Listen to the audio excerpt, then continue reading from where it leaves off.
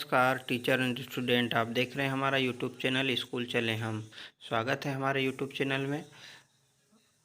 आज हम आपको बताएंगे एडगेट अभ्यास पुस्तिका भाषा भारती कक्षा 5वीं की, जो कि हमने सत्र 2024-25 से लिए हैं।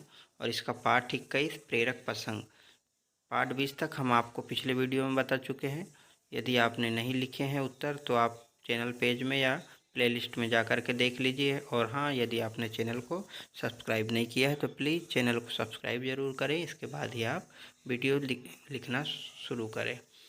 तो प्रश्न क्रमांक 1 है, पुंडलिक ने किसकी सेवा को सर्वोपरि माना? तो इसका उत्तर हो जाएगा बी नंबर का, माता पिता की। प्रश्न क्रमांक 2 है, आकाश शब्द का पर्यायवाची शब्द क्या होगा? तो इसका हो जाएगा ए नंबर का, नभ। प्रश्न क्रमांक 3 है, सुकरात ने किसे अमर बताया है? तो इसका हो जाएगा डी नंबर का, आत्मा।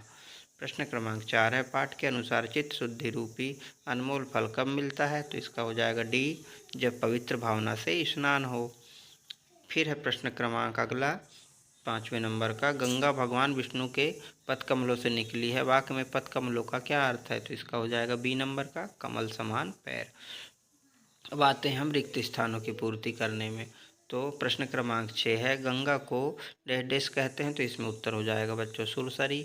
और प्रश्न क्रमांक 7 है, सुकरात को डैश डैश देकर मारने की सजा दी गई? तो ये हो जाएगा विष। प्रश्न क्रमांक 8 है, जब किसी को हानि पहुंचाकर किसी अन्य को लाभ देते हैं तो वह आसक्ति कहलाती है। इसी प्रकार से प्रश्न 9 में पुंडलिक की सच्ची ईश्वर भक्ति माँ बाप की सेवा करना था। और प्रश्न क्रमांक 10 में आसक्ति शब्द के विलोम शब्द के रूप में विरक्ति का प्रयोग किया जाएगा। ये हो गए आपके रिक्त स्थान। अब आते हैं हम अति लघु उत्तरी प्रश्न में। प्रश्न क्रमांक 11 है, किस कार्य को करने से स्फूर्ति और प्रतिभा मिलती है? तो इसका उत्तर हो जाएगा सूर्य नमस्कार करने से। फिर है पाठ प्रश्न क्रमांक 12, पाठ के अनुसार वह क्या है जो एक दिन नष्ट होता ही है? तो इसमें उत्तर हो जाएगा शरीर। प्रश्न क्रमांक 13 है, गंगा में स्नान करने से भक्त को क्या प्राप्त होता है? तो इसका उत्तर हो जाएगा देह शुद्धि और चित्त शुद्धि। प्रश्न क्रमांक 14 है, निम्नलिखित शब्दों के शुद्ध रूप लिखिए। तो इसमें लिखा हुआ है, एक है नमस्कार, तो इसका नमस्कार सही हो गया। अमरत्व का अमरत्व हो गया, ऑक्सीजन का ऑक्सीजन हो गया, उत्कर्ष का उत्कर्ष हो गया, और कल्पना का कल्पना हो गया। ये हो गया आपका 14 तक के का उत्तर। अब आते हैं प्रश्न क्रमांक 15 में, मन का मैल धुलने से क्या आशय है? तो इसका उत्तर हो जाएगा, मन का मैल धुलने से आशय है मन का शुद्ध होना, अर्थात मन में किसी प्रकार का दोष ना रहना। प्रश्न क्रमांक 16 है, सुकरात अपने शिष्यों को क्या शिक्षा दे रहे थे? तो इसका उत्तर हो जाएगा, विष दिए जाने वाले दिन सुकरात अपने शिष्यों को अपने आत्मा के अमृतत्व को दे रहे थे। इसके बाद में आते हैं प्रश्न क्रमांक 17, सुकरात ने ऐसा क्यों कहा कि मुझे ना कोई मार सकता है ना कोई गाड़ सकता है? इसका उत्तर हो जाएगा, सुकरात ने ऐसा इसलिए कहा क्योंकि आत्मा अमर है, उसे ना कोई मार सकता है और ना कोई गाड़ सकता है। अब आते हैं प्रश्न क्रमांक 18 में, वर्ग पहली से दिए गए शब्दों के विलोम छाट कर लिखिए। तो यहाँ पर क्या क्या दिया है? जवाब,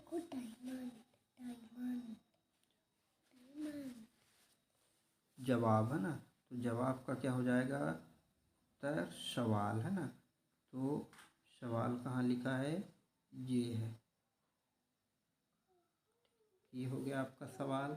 आप लोग पेन से लगा लीजिएगा। इसके बाद में आ जाता है आपका दुख। तो दुख का सुख कहाँ लिखा है? तो ये लिखा है सुख, आप ऐसे गोला लगा लीजिएगा। इसके बाद में आपका आ जाता है लव। लव नहीं होना था, ये होना था लाभ, है ना। तो लाभ होना था, यहाँ की मात्रा आएगी फिर भ आएगा, ठीक। तो इसका हो जाएगा हानि। तो इसका हानि कहाँ लिखा है? ये लिखा है, ठीक, हानि नीचे से ऊपर। उसके बाद में आ जाएगा आपका जीवन। तो जीवन का आ जाता है उल्टा मरण। तो इसका पेन से आप यहाँ पे ऐसे लगा लीजिएगा, मरण हो जाएगा पेन से लगा के। तो आप लोग ये गोला लगा लीजिएगा और यहाँ पर जवाब का सवाल, दुख का सुख, लाभ का हानि और जीवन का मरण लिख लीजिएगा, ठीक है बच्चों। अब आते हैं हम प्रश्न क्रमांक 19 में, पुंडलिक कि मातृ पितृ भक्ति की तरह आप अपने माता पिता की सेवा हेतु कौन कौन से कार्य करेंगे? तो इसका उत्तर देख लीजिए। पुंडलिक की मातृ पितृ भक्ति की तरह हम अपने माता पिता का सम्मान करेंगे और उनकी आज्ञा का पालन करेंगे, उनकी सलाह सुनेंगे, उनके नियमों का पालन करेंगे, घर के कामों में मदद करेंगे, जैसे खाना पकाना, सफाई करना, कपड़े धोने आदि घर के कामों में उनकी मदद करेंगे और अच्छी पढ़ाई करके उनका नाम रोशन करेंगे। ये हो गया आपका प्रश्न क्रमांक 19 का उत्तर। अब आते हैं प्रश्न क्रमांक 20 में। ऐसे 5 कार्यों को लिखिए जिससे हमारे मन की भावनाएं शुद्ध हो। तो मन की भावनाएं शुद्ध होने वाले 5 कार्य निम्नलिखित हैं। पहला, हमें प्रतिदिन स्नान करके सूर्य नमस्कार करना चाहिए। दूसरा हो जाएगा झूठ नहीं बोलना चाहिए। तीसरा हो जाएगा अच्छे कर्म करने चाहिए। चौथा हो जाएगा दूसरों की बुराई नहीं करना चाहिए। और 5वां हो जाएगा अपने से बड़ों का आदर करना चाहिए। ये हो गया आपके प्रश्न 20 तक के उत्तर। यहाँ होता है आपका पाठ समाप्त। यदि आपको वीडियो पसंद आया हो, अच्छा लगा हो तो प्लीज़ चैनल को सब्सक्राइब जरूर करें और वीडियो को लाइक करें, शेयर करें, अपने दोस्तों को बताएं।